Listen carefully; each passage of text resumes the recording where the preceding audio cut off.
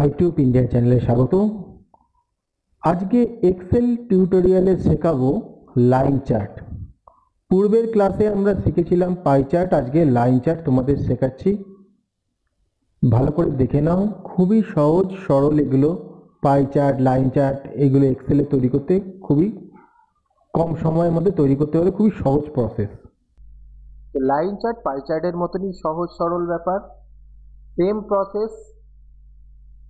দেখে নাও কিভাবে আমি লাইন চার্ট তৈরি করছি। এটাও সিটা কোর্স, উচ্চ মাধ্যমিক এসবে আসে।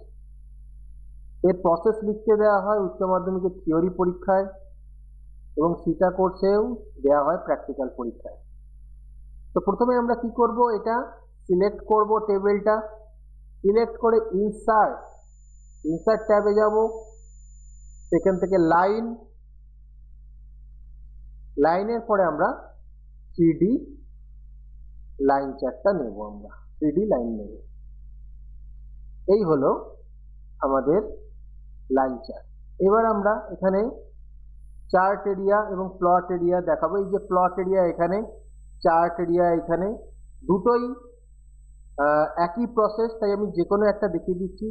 পাই চার্ট যখন করেছিলাম তখনও দেখিয়েছিলাম প্লট এরিয়া এবং চার্ট এরিয়া কিভাবে ফরম্যাট করবে।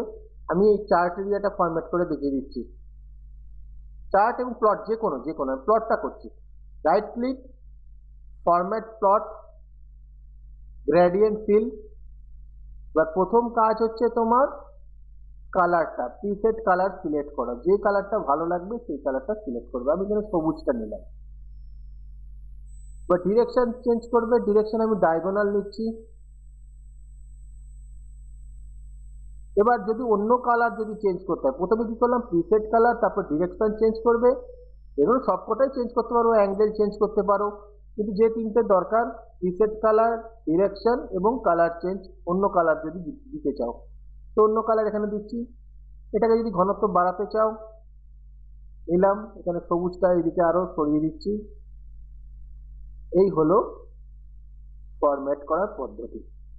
এবার ক্লোজ করে দিলাম।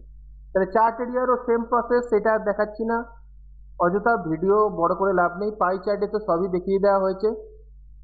তো চ্যানেল সাবস্ক্রাইব করে রেখো পরবর্তী এরকম অনেক ভিডিও পাওয়ার জন্য।